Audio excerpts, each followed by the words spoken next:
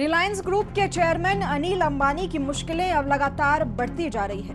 ED ने अब 68 करोड़ रुपए की बड़ी फर्जी बैंक गारंटी घोटाले की जांच तेज कर दी है, जो सीधे तौर पर अंबानी समूह की कंपनियों से जुड़ा हुआ है। दिल्ली से लेकर भुवनेश्वर और कोलकाता तक ईडी की टीमों ने ताबड़तोड़ छापेमारी की है।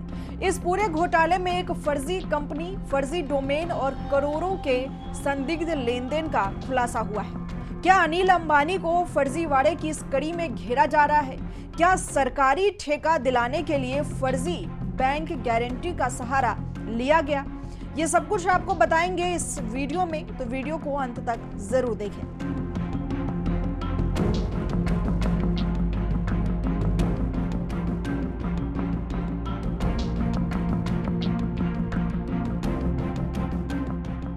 नमस्कार, आप देख रहे हैं यंग भारत न्यूज और मैं हूं आपके साथ ज्योति यादव।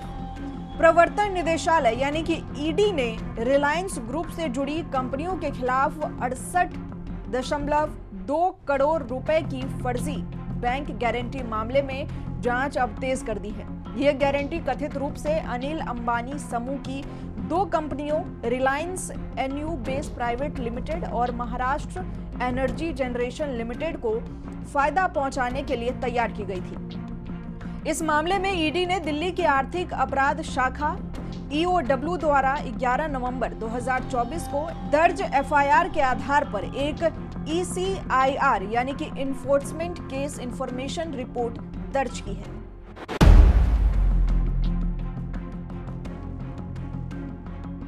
ईडी ने अब इसमें 31 जुलाई और आज 1 अगस्त को ओडिशा की राजधानी भुवनेश्वर में 3 स्थानों और कोलकाता में 1 स्थान पर छापेमारी की। ये सभी ठिकाने बिस्वाल ट्रेडलिंग प्राइवेट लिमिटेड और इससे जुड़े व्यक्तियों से संबंधित है। ईडी के मुताबिक यह कंपनी एक कागजी संस्था है, यानी कि ये एक शेल कंपनी है जिसका पंजीकृत कार्यालय वास्तव में एक रिश्तेदार के आवासीय पते पर है और वहां से कोई भी वैध व्यावसायिक रिकॉर्ड नहीं मिला। जांच एजेंसी ने यह भी दावा किया कि बिस्वाल ट्रेडलिंक और उसके सहयोगियों ने 8% कमीशन पर फर्जी बैंक गारंटी जारी की।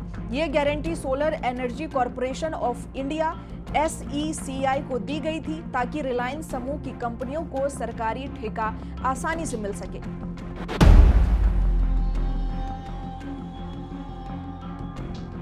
ईडी ने यह भी खुलासा किया कि इस धोखाधड़ी में s-bi.co.in नामक एक नकली डोमेन का इस्तेमाल किया गया था, जो कि स्टेट बैंक ऑफ इंडिया यानी कि SBI के असली डोमेन sbi.co.in की नकल पर बना है। इस फर्जी डोमेन का उपयोग कर SECI को बैंक की ओर से गारंटी दिए जाने का झूठा भरोसा दिलाया गया।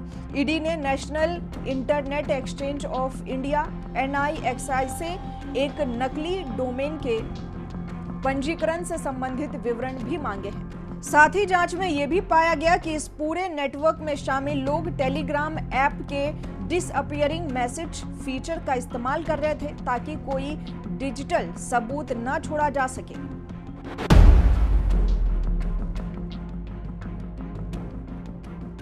ईडी ने यह भी आरोप लगाया है कि अनिल अंबानी समूह की कंपनियों ने बिस्वाल ट्रेडलिंग को कमीशन के भुगतान को वैध दिखाने के लिए फर्जी बिल तैयार किए। फर्जीवाड़े में कई अघोषित बैंक खातों और करोड़ों रुपए के संदिग्ध लेनदेन का भी पता चला है, जिनकी जांच की जा रही है। इस मामले में पहले 24 जुलाई 2025 को ही ईडी ने अनिल अंबानी समूह के विभिन्न परिसरों पर छापे मारे थे, जिनसे बरामद सबूतों का इस्तेमाल अब इस नए मामले से सीधा निकाला जा रहा है।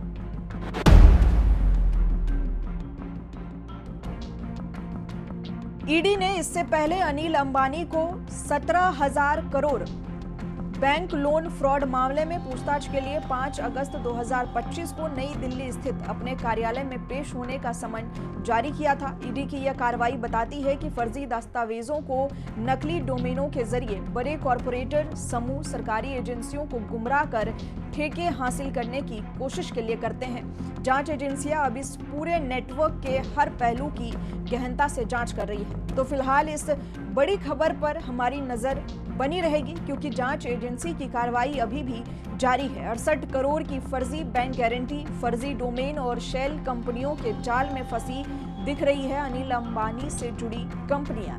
क्या इस घोटाले में और भी बड़े नाम सामने आ सकते हैं? क्या अनिल अंबानी से पूछताछ के बाद कोई बड़ा खुलासा होगा?